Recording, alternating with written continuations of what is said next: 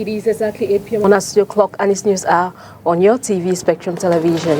Making news tonight, October 3, 2023. Teachers' demand for social dialogue continues in Yaoundé. And since yesterday, the Minister of Labour and Social Security has been talking with the trade union movements in view to find a definite solution to this crisis. Plus, in sports football, MTN Elite One Football Championship. 7 matches have been programmed across stadia in the country for the first day of play in this ongoing competition, with Dinamo of Douala taking on AS Fortuna on Wednesday, October 4, 2023.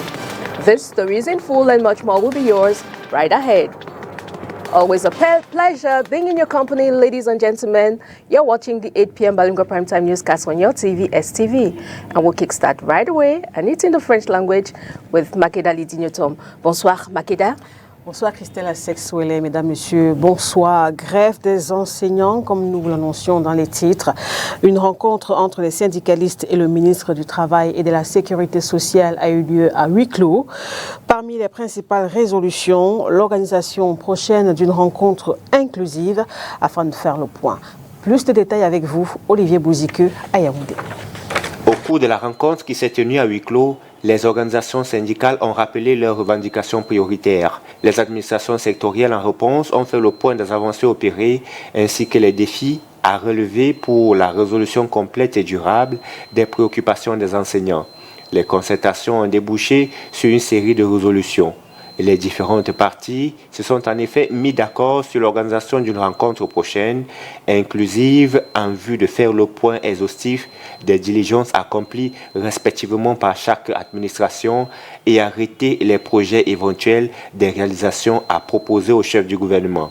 Cette rencontre se tiendra après le 5 octobre prochain, date de la célébration de la journée des enseignants. Cependant, le ministre du Travail a invité les acteurs du secteur éducatif à poursuivre les activités pédagogiques sur le terrain et privilégier le dialogue. Sauf que dans les établissements scolaires, la fièvre continue de monter. Le mot d'ordre de grève générale est observé dans la quasi-totalité des régions. Selon les leaders syndicalistes, plusieurs dizaines d'enseignants sont toujours en détention, d'autres sont intimidés ou reçoivent sans cesse des menaces. Les enseignants ne décolèrent pas.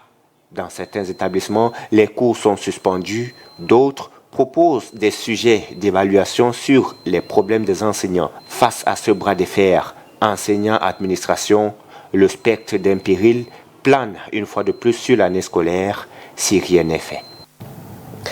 Grève des enseignants toujours, le sujet continue d'alimenter les conversations à l'approche justement de la célébration de la journée internationale des enseignants.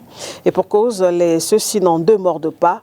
Dimanche dernier, la problématique était au menu du magazine de débat sociopolitique sur STV 7 Hebdo. L'un des invités sur le plateau, à savoir Mathieu David Eya, enseignant, a notamment souligné la différence de traitement dont fait face cette classe de fonctionnaires. Léla Renganzu. Au-delà de toutes les revendications formulées jusqu'ici par les mouvements OTS, OTA et autres, les enseignants demandent une meilleure considération. Beaucoup estiment en effet que non content d'être le parent pauvre de la fonction publique, tout commence dès leur première affectation. Ce dimanche, sur le plateau de 7 Hebdo, Mathieu Davieya, enseignant et auteur, a fait étalage d'une bonne partie des récriminations des seigneurs de la Craie. Comme les autres secteurs ne se plaignent pas, alors laissez que les enseignants se plaignent. Pourquoi est-ce que les enseignants se plaignent? C'est ça la question. Peut-être que parce qu'il n'y a pas assez de discrimination positive dans notre métier.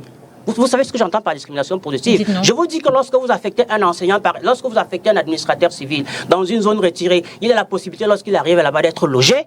Mais je vous assure que lorsque vous envoyez des enseignants dans des zones de guerre, ils ne sont pas logés, ils ne sont pas pris en charge. Lorsque vous envoyez des enseignants dans des zones retirées, ils ne savent même pas où ils vont dormir. Ils sont obligés parfois d'aller squatter avec leurs propres élèves. Vous imaginez un enseignant qui aura le respect qu'il faut s'il est obligé d'habiter le premier mois jusqu'à ce qu'il perçoive son salaire dans la maison du parent de son élève. Qu'est-ce qu'il peut dire à cet élève dans une salle de classe, monsieur Maud? Rien du tout. C'est de ça dont il est question. Il n'est pas question ici de venir dire, vous savez, l'argent finit. On va payer les avancements et autres là. Je le dis toujours aux enseignants. L'argent finit, c'est-à-dire que ça ne peut pas être ça le combat fondamental, le combat profond. Si c'est ça le combat profond de certains enseignants, alors on n'y est pas du tout. Rendus à la 5e semaine de cette grève, les enseignants martèlent leur détermination à recouvrer leur dignité. Dans un communiqué publié ce 1er octobre, ils s'insurgent contre la mise en scène, disent-ils, organisée le 28 septembre dernier par 7 membres du gouvernement camerounais. Une conférence de presse pour parler de tout, sauf de la grève OTS qui secoue actuellement le secondaire et qui pourtant justifie cette présence face aux hommes de médias. Toute chose qui laisse penser que la grève prévue le 5 octobre prochain sera maintenue. In line with the promotion of the aquaculture sector in Cameroon, JICA has been mobilizing stakeholders since this morning in Yaoundé to seek for solutions to boost the sector. Let's get more highlights of this mobilization from the Minister, Dr. Tiger, in the following excerpt. Today, we organized this event to explain the JICA's technical cooperation modalities to the MINEPIA staff. Actually, we will start the new technical cooperation project next year. And I hope that the staff of the MINEPIA will deepen the understanding the Japanese cooperation, and implementation of the new project will be well facilitated. Concerning the particularity of the JICA's technical cooperation, there are 3 components in our cooperation, namely the dispatch of experts, the supply of the equipment, and training for the Cameroonian counterparts. By combining these 3 components, we implement our cooperation.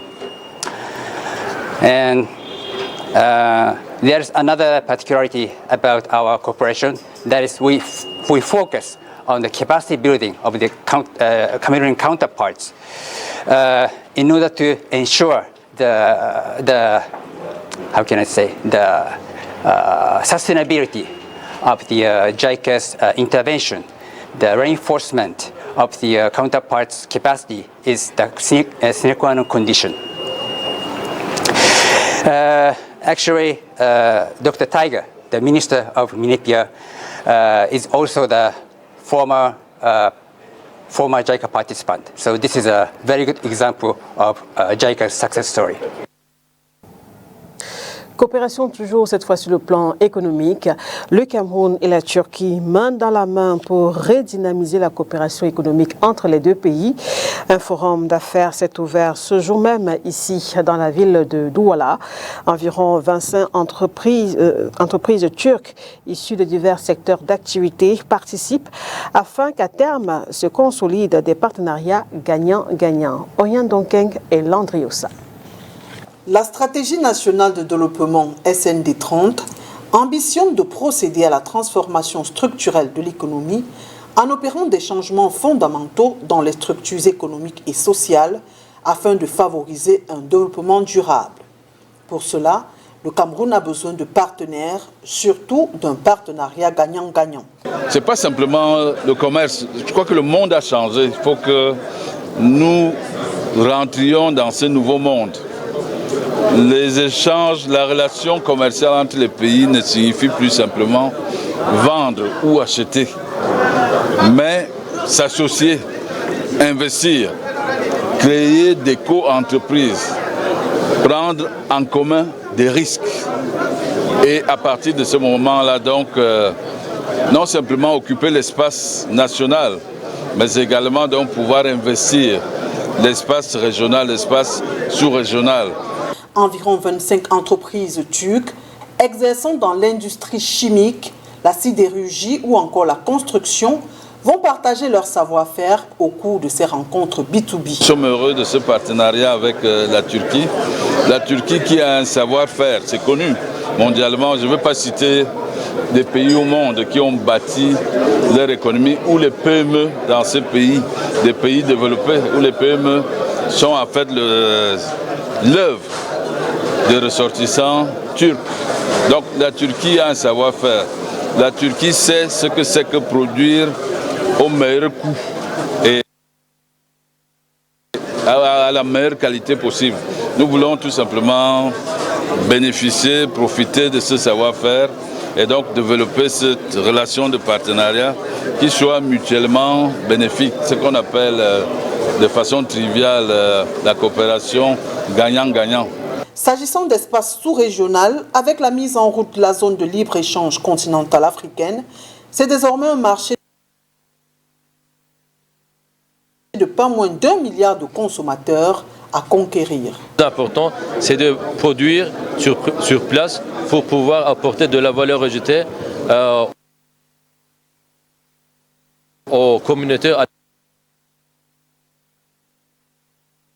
la population desquelles viennent les ressources, disons. Donc dans ce sens-là, évidemment, on a atteint un niveau de chiffre commercial qui est vraiment pas à la hauteur de nos relations économiques commerciales. Maintenant, c'est au tour de pouvoir valoriser les beautés, les ressources de ce beau pays Cameroun. La production, donc comme je vous ai mentionné, la production ça veut dire de l'emploi et l'emploi ça veut dire le développement régional et dans une vaste angle, c'est développement national et compétitivité internationale. Un forum d'affaires entre la Turquie et le Cameroun s'est ouvert ce 3 octobre 2023 ici à Douala. L'objectif est la redynamisation de la coopération économique entre les deux pays. The Minister of Commerce has put in place a regulatory body to monitor the exportation and production of cocoa in Cameroon. This to encourage the cocoa dealers in Cameroon. For the moment, cocoa exportation to Nigeria has been banned to favor the exports of cocoa into other countries. Let's get details with Josephine Binze. The government of Cameroon is considering to establish a more regulatory framework which will make it possible to drive a transformation in local cocoa industry and address the ills of the cocoa sector, according to a report on Invest in Cameroon on October 3, 2023.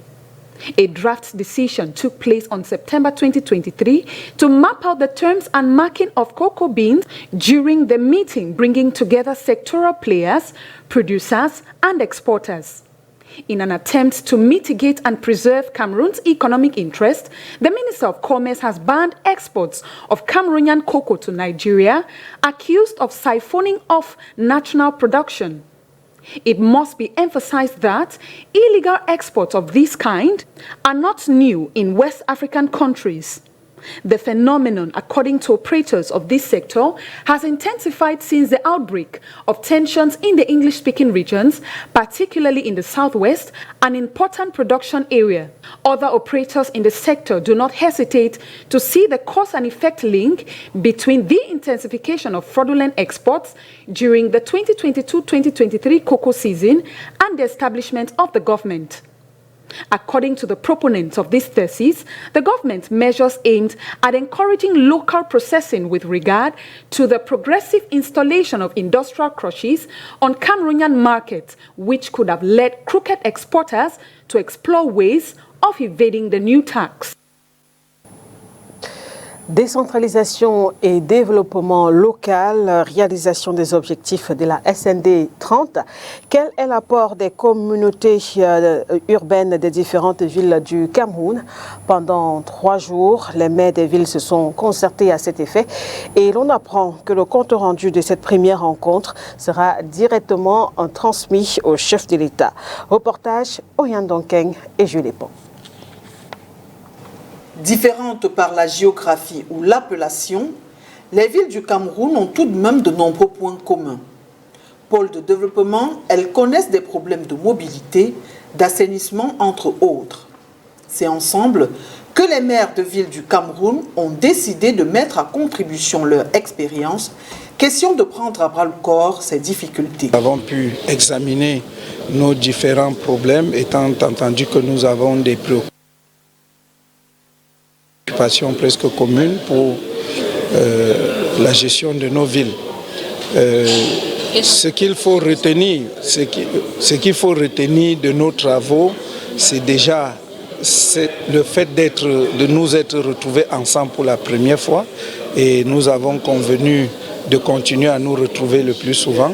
Pendant 3 jours, les discussions portaient d'une part sur le cadre juridique et institutionnel des communautés urbaines dans la mise en œuvre de la stratégie nationale de développement 2020-2030. D'autre part, sur les difficultés de financement des communautés urbaines. Le compte rendu sera transmis directement au chef de l'État. Nous avons réfléchi sur des points qui nous permettent d'atteindre, de remplir convenablement nos missions et de pouvoir satisfaire aussi convenablement nos populations. Les points de difficulté que nous avons relevés, nous allons les dresser à la très haute hiérarchie qui pourrait voir quelles mesures prendre pour que des pesanteurs qui nous freinent encore puissent être dégagées. Première rencontre du genre. Du 30 au 1er octobre 2023 ici à Douala, les 14 maires des villes du Cameroun se sont réunis autour du thème « Décentralisation et développement local, facteur de l'émergence du Cameroun ». Cette information sous forme de brève, autorités camerounaises, fils et filles Sawa, ils étaient tous réunis le dimanche 1er octobre à l'esplanade du collège Alfred Sacker, ici même dans la ville de Douala. Et c'était pour prendre part à la cérémonie de clôture des activités organisées depuis plusieurs jours pour commémorer les 10 ans de la mort de Sa Majesté Essaka Ekwala Essaka. Des activités qui ont permis de revisiter le parcours extraordinaire de King Daido, né le 6 janvier 1941 et décédé en 2013. Nous vous proposons d'écouter quelques réactions recueillies sur place par Julie Pont. Au niveau traditionnel, il a beaucoup œuvré pour que le protocole d'accord culturel entre la ville de Douala et le Ngondo soit une réalité. Il a participé à tous les grands projets qui ont amené le Ngondo à avoir légitimement un patrimoine pluriel. C'est aussi en quelque sorte ma belle famille, puisque ma sœur aînée était mariée ici à Bonatene. Je garde donc du chef Ekwala Essaka un très grand souvenir, un monsieur très direct, très cultivé et qui était une référence chaque fois qu'il fallait parler de la tradition, chaque fois qu'il était question de hisser très haut le drapeau du Ngondo. Qu'est-ce que vous pouvez nous dire? Le premier message était que le chef ne meurt jamais. Il y a une continuité.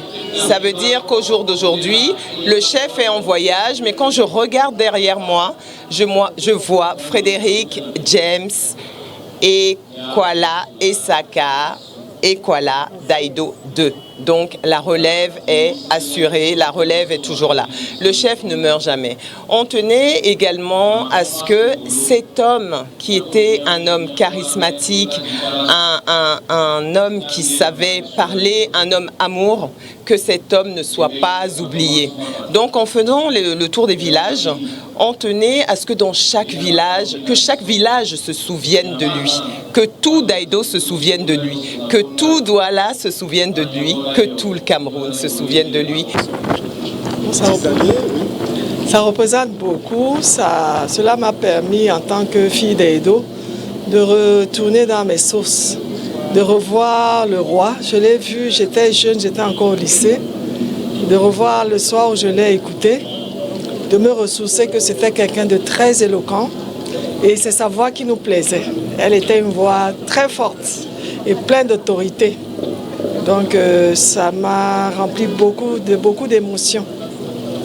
Et cela m'a montré également que le peuple d'Aïdo est un peuple soudé, est un peuple qui est autour de ceux qui sont là comme leur guide, leur leader. Tous unis pour pouvoir dire à ce roi que nous ne l'oublions pas et que son voyage continue à se passer dans la bonne humeur, dans la paix, surtout la paix.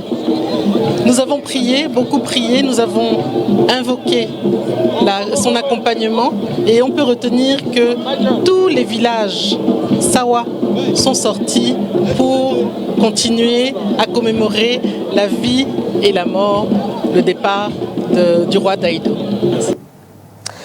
L'actualité hors de nos frontières, au Mali, un convoi de l'armée malienne est en déplacement vers Kidal.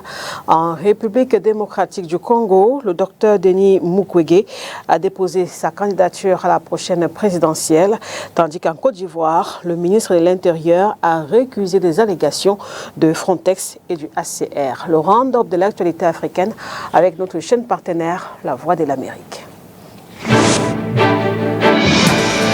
Au Mali, un important convoi de l'armée a continué à progresser vers le nord et la région de Kidal, bastion de la rébellion séparatiste Touareg, qui a repris les armes contre l'État central. Le convoi de plusieurs dizaines de véhicules se trouvait à environ 200 km au sud de Kidal. Le Niger est en deuil ce mardi après la mort de 29 soldats dans une attaque djihadiste. Un détachement des forces de sécurité près de la frontière avec le Mali a été visé. C'est le bilan le plus meurtrier depuis le coup d'État du 26 juillet. En RDC, le docteur Denis Mukwege, prix Nobel de la paix 2018, a déposé aujourd'hui sa candidature à la présidentielle de décembre. La liste des candidats inclut des poids lourds de l'opposition comme Martin Fayoulou ou Moïse Katumbi, qui comptent affronter le président Tshisekedi. En Côte d'Ivoire, Vagondo Diomandé, le ministre de l'Intérieur, a recusé les allégations de Frontex et du HCR selon lesquelles les Ivoiriens constitueraient une forte proportion des migrants arrivés récemment de manière illégale en Italie. Quelques informations sous forme de brève en sport avant de refermer ce journal. Cyclisme, après la cérémonie de présentation des différentes équipes hier à Kribi, la 23e édition du Grand Prix cycliste international Chantal Biya a démarré ce jour par un critérium de 109 km dans la ville de Kribi. Victoire au sprint du coureur marocain Achraf Dormi qui devient dans la foulée le premier maillot jaune de cette course. Et puis en football, dans le cadre des préparatifs des éliminatoires de la Coupe du Monde 2026 et de la phase finale de la CAN 2023 qui se joue en 2024 en Côte d'Ivoire, les Lions indomptables du Cameroun s'apprêtent à disputer plusieurs matchs amicaux au cours de ce mois d'octobre. Le 12 octobre à Moscou, le Cameroun affronte la Russie et le 16 octobre en France, les Lions indomptables seront opposés au Sénégal. Voilà qui met un terme à ce journal bilingue. Mesdames, Messieurs, merci de l'avoir suivi. Rendez-vous demain, même heure, sur Spectrum Télévision. Au revoir. Au revoir, Christelle. Yes, Makedalidi, before we put an end to this newscast, just this one more sports news element. MTN Elite One Championship. 7 matches will be played across the country to mark the first day of play in this ongoing championship. Dynamo of Douala will be taking on AS Fortuna this Wednesday, October 4. And with that, we call it a day on the set of this bilingual newscast on your TV, STV. Take the rendezvous tomorrow for fresh news and for more information on your favorite television, Spectrum Television. Good night.